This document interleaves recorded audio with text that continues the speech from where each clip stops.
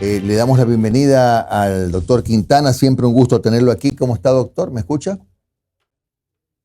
Hola Jimmy, buenos días. Sí, yo le escucho bien. Un abrazo para Perfecto. usted, para todos en cabina y para Muchas quienes nos gracias. miran y nos escuchan. Gracias. A ver, doctor, usted fue, creo que fue el primero en elaborar la tesis o en explicar la tesis de que el presidente de la República, por un pronunciamiento del de la Corte Constitucional, no tendría necesidad de pedir licencia para poder ser candidato. Es decir, podría ser presidente guión candidato. Me gustaría conocer la base legal de su criterio.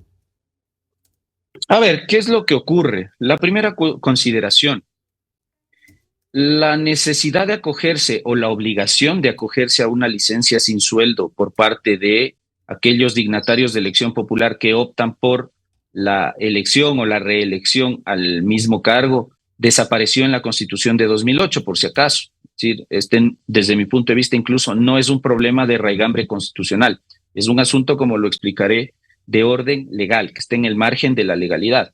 La Constitución de 2008 no exige, insisto, la necesidad de acogerse una licencia. Por eso es que usted en su momento tuvo al expresidente Correa ejerciendo la presidencia de la República y simultáneamente la candidatura presidencial. ¿Por qué razón? Porque la Constitución no exige eso, que sí se exigía, artículo 100, inciso primero, en la Constitución de 1998 e incluso en la Ley de Elecciones del año 2000 en su artículo 53. Digamos eso un poquito para abrir el panorama. ¿Qué ocurre con la Ley Orgánica Electoral? Esa Ley Orgánica Electoral está vigente desde el año 2009. En el 2012 se hacen unas primeras reformas. Esas primeras reformas establecieron la facultad o dejaron en manos de la autoridad la decisión de acogerse o no, si es que querían o no, al régimen de licencia sin sueldo.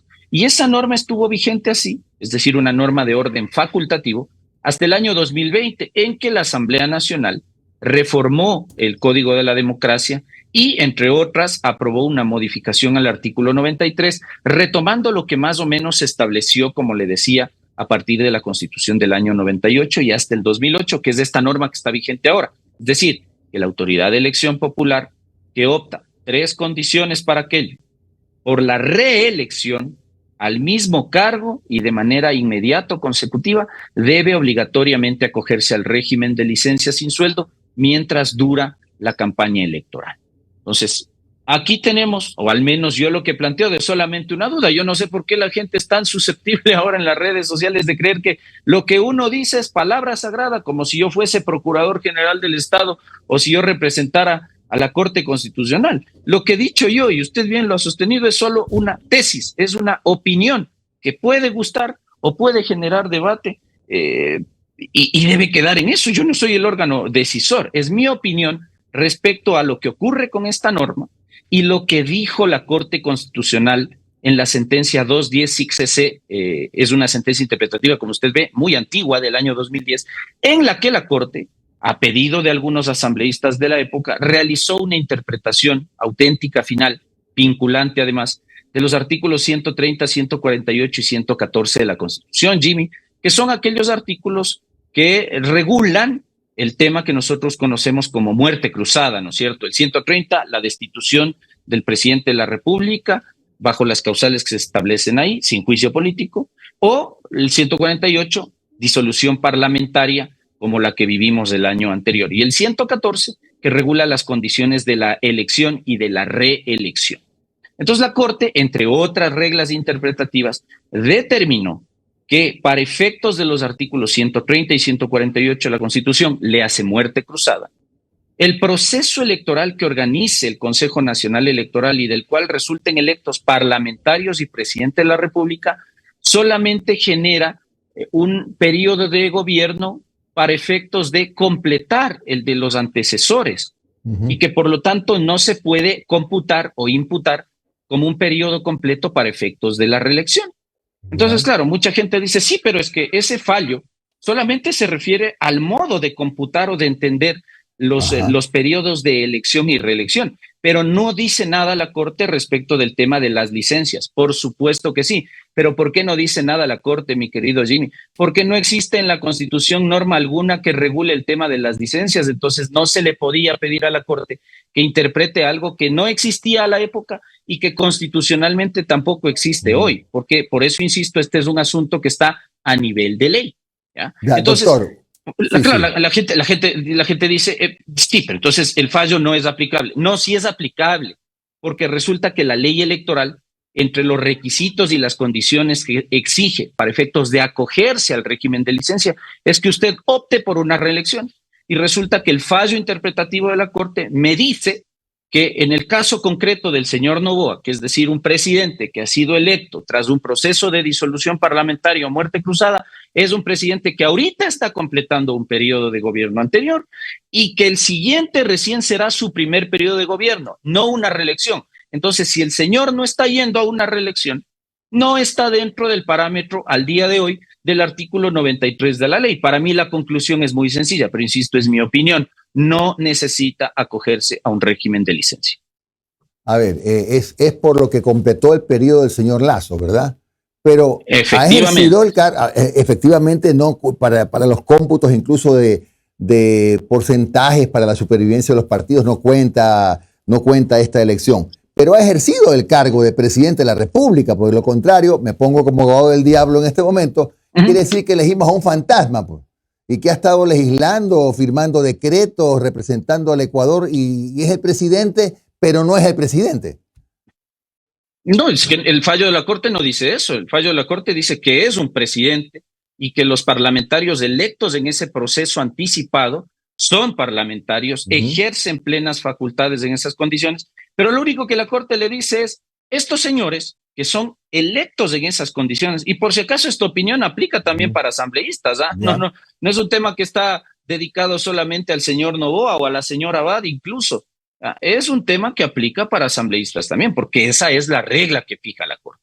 Ahora, la Corte lo único que nos está diciendo es, estos señores que resultan electos tras un proceso, valga la redundancia, electoral anticipado, es decir, luego de una disolución parlamentaria o luego de una destitución presidencial, solamente han llegado acá para, perdón que sea tan coloquial, darle completando el periodo a la anterior asamblea que fue disuelta o al anterior binomio presidencial que se ha tenido que ir a su casa como consecuencia de la muerte cruzada.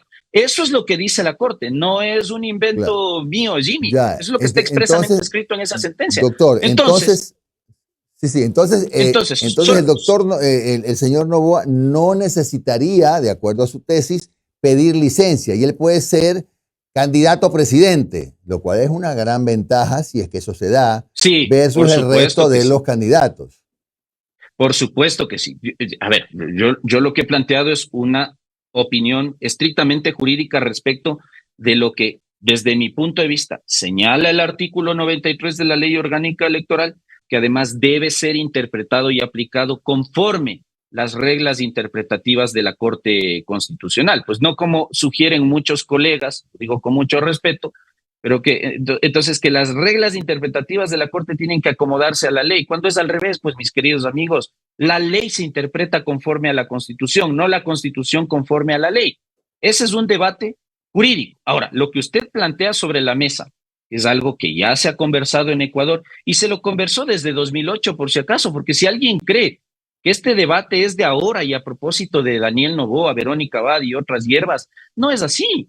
Si esto lo venimos advirtiendo muchos desde hace rato, cuando la Asamblea reformó la ley electoral en el 2020 y toparon el artículo 93, muchos advertimos en su momento que esa reforma no estaba considerando la sentencia interpretativa de la Corte Constitucional y que eso eventualmente, si es que el día de mañana se llegaba a dar un caso de muerte cruzada, nos iba a generar estos problemas. ¿Respuesta que se tuvo? No, hermano, eso no pasa.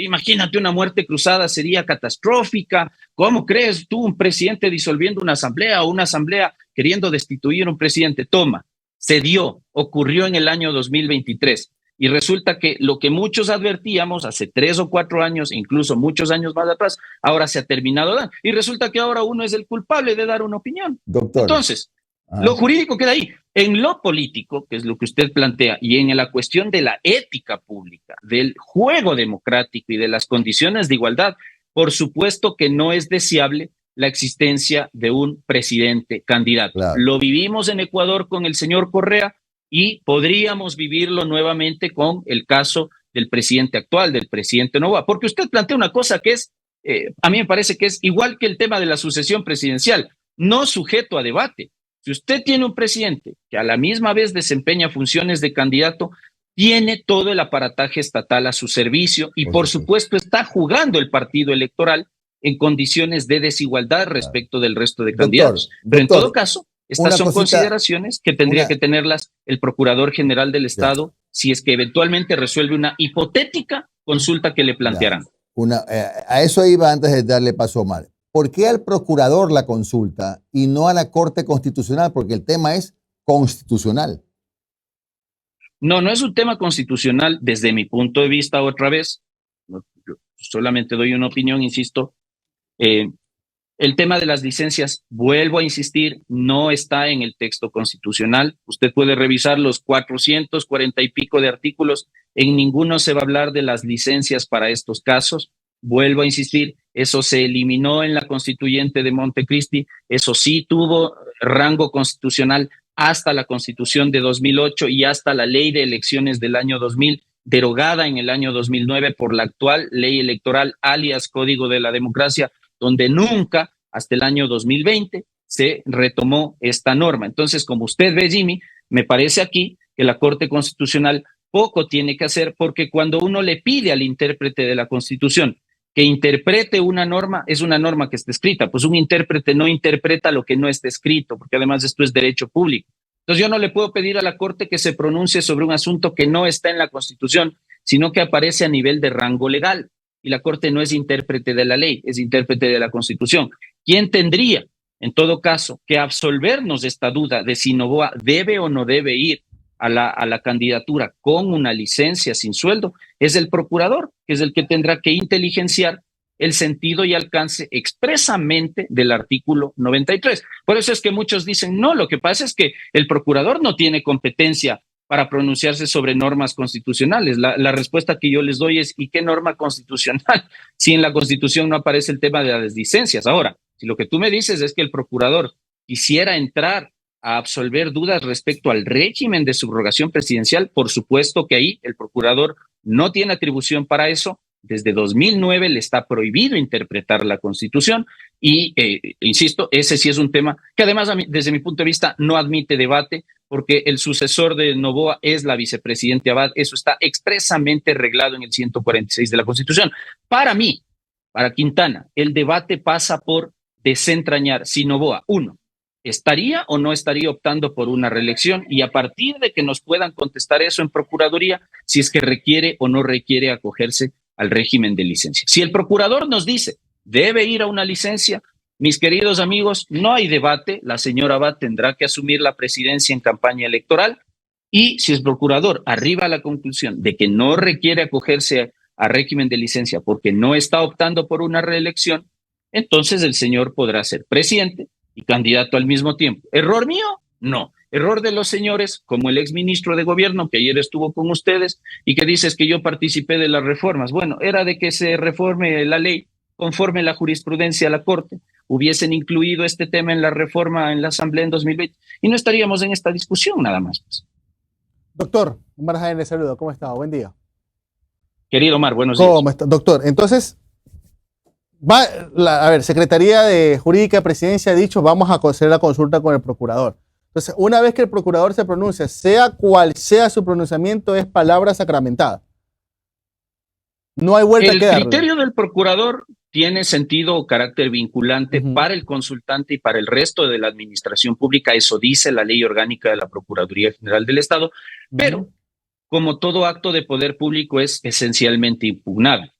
Es decir, alguien podría, por ejemplo, presentar contra ese dictamen, si es que entiende que ese dictamen es contrario a la Constitución, una demanda, ahí sí, de inconstitucionalidad ante la Corte Constitucional, para que sea la Corte la que analice, ahí sí, la constitucionalidad del contenido de ese acto, que puede ser una norma o puede ser entendido como un acto administrativo general. La Corte los trata de manera disímil a los dictámenes. Ahí tenemos todavía un debate jurisprudencial en la Corte respecto a cómo entender si es norma, si es acto administrativo general. Pero en fin, el dictamen del procurador es objeto de impugnación constitucional, porque claro, alguien podría decir que la opinión del procurador es contraria al principio de igualdad, que es la discusión que me planteaba hace un momento Jimmy y con la que yo personalmente estoy de acuerdo. Yo creo que la figura del presidente candidato o del prefecto candidato, del asambleísta candidato, viola el principio de igualdad respecto del resto de contendores electorales. Pero eso es algo que al procurador no le compete decir, sino a la Corte Constitucional, ¿ya? Y que tiene que en todo caso asomar escrito. Si al día de hoy, le insisto, Jimmy, lo que tenemos son la sentencia, Omar, la sentencia interpretativa de la Corte y la ley electoral. Y el procurador tiene que darnos una opinión respecto de eso. No hay ninguna posibilidad de que esto llegue a la Corte Constitucional de alguna u otra manera. No hay manera. Insisto, si hay un dictamen, alguien podrá presentar, efectivamente, alguien podrá presentar su acción de inconstitucionalidad. Ahí lo que, digamos, dado el advenimiento del proceso electoral y más que nada la fase de inscripción de candidaturas, uno esperaría que en ese caso, para tener certidumbre, la Corte le dé un tratamiento prioritario a esa hipotética acción de inconstitucionalidad para saber si el dictamen del procurador queda o no queda vigente. Esa sería, digamos, una alternativa. La otra es que el mismo presidente de la República le formule una demanda de interpretación constitucional a la Corte para que sea la Corte la que directamente, sin necesidad de ir por el lado de la Procuraduría General del Estado, inteligencie este tema. El problema que yo le veo ahí es el que le comentaba a Jimmy, estimado Omar, que es que al no haber una norma constitucional que regule el tema de las licencias, la Corte puede decirle al presidente de la República, vea, este no es un tema de competencia mía, porque no tengo norma constitucional que interpretar y al no tener objeto de interpretación, me tengo que inhibir de resolverle su pedido. Y entonces le tocaría ir a la Procuraduría General del Estado.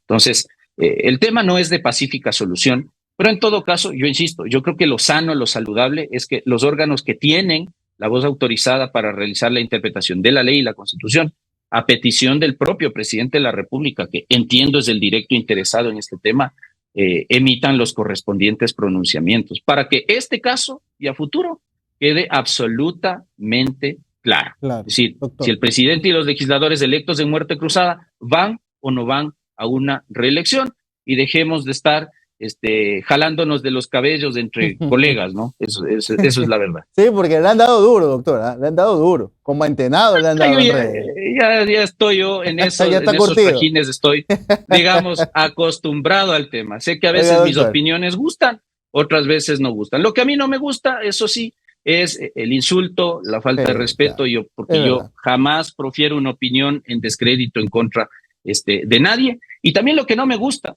lo digo con mucho respeto, es que colegas que se dedican a otras áreas opinen de esto sin saber. Yo no me meto en el derecho penal, espero que un penalista no se meta a opinar de derecho constitucional también, porque zapatero a tu zapato, ¿no? Claro. Ahora, doctor, y para cerrar, ¿podemos extender este debate entre abogados, constitucionalistas, que es apasionante? Quizás huele por ahí un cenicero, un vaso, lo que sea, pero es apasionante, nadie lo niega. Pero aquí hay un trasfondo político, doctor. Y todo se centra en la intención de Daniel Noboa y de su gente más cercana de bypasearse la posibilidad de que Verónica Abad asuma la presidencia de la República. Ese es el fondo, o sea, seamos sinceros. La idea de no pedir licencia es para no delegarle el poder a Verónica Abad. A eso está latente una denuncia en el contencioso electoral, aunque le han pedido al señor Guarderas que amplíe y aclare algunos puntos de su denuncia. Y aparte, y muy a lo lejos, hay un tema de concusión por el tema caso Nene que podría llegar a la Asamblea, aunque ya conseguir los 92 votos se ven bastante lejanos en el pleno de la Asamblea. Éticamente y políticamente es un escenario complejo, doctor. Más allá de ese intrigante debate legal, hay ese trasfondo político que es bastante preocupante, que es quererse bypasear. Y por último, ya es culpa del señor Noboa por haber escogido a la señora Abad de vicepresidenta. Y voy a empezar por lo último, porque estoy absolutamente de acuerdo con usted. Es decir, ni Jimmy, ni usted, ni quienes nos escuchan, ni yo hemos colocado a la señora Abad en la papeleta como binomio del presidente Noboa. La escogió él solito, ¿no? Y si él se equivocó por A o B circunstancias y no averiguó bien cuáles eran sus corrientes ideológicas, su línea de pensamiento, su visión de país, y luego en media campaña empieza a ver que la cosa no funciona, que ella piensa de una manera distinta a la que él piensa en economía, en tributación, en derechos, etcétera. Bueno, ese es un asunto del que él tiene que hacerse cargo y el país no puede estar sometido a esta cuestión de, me equivoqué, no me gusta mi vicepresidente y entonces ahora yo voy a buscar cualquier mecanismo para impedir que ella ejerza la única atribución que la Constitución le entrega, que es subrogar al presidente en caso de ausencia temporal o definitiva. Por eso yo empezaba esta conversación, Omar, diciendo, para mí el debate no va por ahí, porque para mí el asunto está absolutamente claro. Y espero que doctor, para el gobierno rapidito, lo esté. Doctor, disculpe que lo interrumpa porque ahorita me acordé de algo. Le voy a plantear el escenario y solamente contésteme. ¿Hay la posibilidad de que, digamos, no prospere ni lo del contencioso, ni prospere que salga el procurador a decir, sí, tiene que pedir licencia? Digamos que se configura ese escenario. Llegamos al momento en donde el señor Noboa tiene que entregar el poder, pero la señora Abad sigue en Israel como embajadora. ¿Se puede apelar a decir... ella no puede asumir el poder porque tiene ausencia temporal porque está en Israel? ¿Puede aplicarse eso? Imposible desde mi punto de vista. Sí, yo creo que ahí no hay un caso de ausencia temporal. Escuché por ahí, y es mi buen amigo Esteban Torres, pero le escuché decir, es que habría entonces que encargarle la presidencia a un ministro de Estado. Cuidado, cuidado con eso. Es decir, los casos de ausencia temporal del vicepresidente, que resultan ser los mismos casos que aplican para el presidente, están reglados en la Constitución. Es ausencia temporal cualquier enfermedad, cualquier accidente, cualquier circunstancia de fuerza mayor o caso fortuito que le inhabilita al funcionario a desempeñar el cargo por un periodo de hasta 3 meses. Recordemos el caso del ex vicepresidente Glass en el 2018, cuando se le formularon cargos y se le dictó prisión preventiva. Entonces ahí hubo una ausencia temporal. Dios no quiera, una enfermedad o un accidente o cualquier situación que le inhabilita. Eso es la ausencia temporal. La ausencia temporal debe ser real, debe ser palpable. O sea, en ese caso, ella automáticamente deja de ser embajadora y asume el poder. Efectivamente.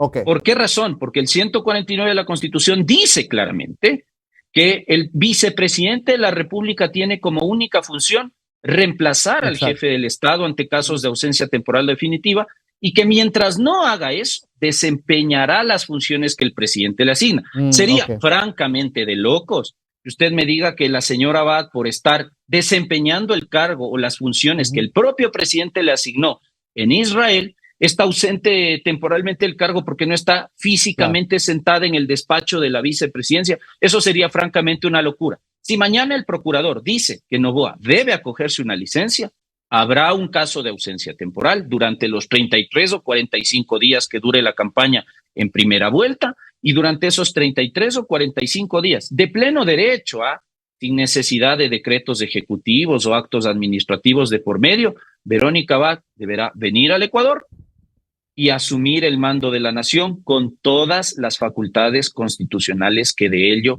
se derivan. Entonces, por eso, amigos, para mí ese tema está clarísimo. Solo falta desentrañar si Noboa debe o no debe acogerse a la licencia. Gracias, doctor Ismael Quintana, constitucionalista, que nos ha acompañado. Que tenga usted un buen día, muy amable, muy amable. Un abrazo para ustedes. Buenos días.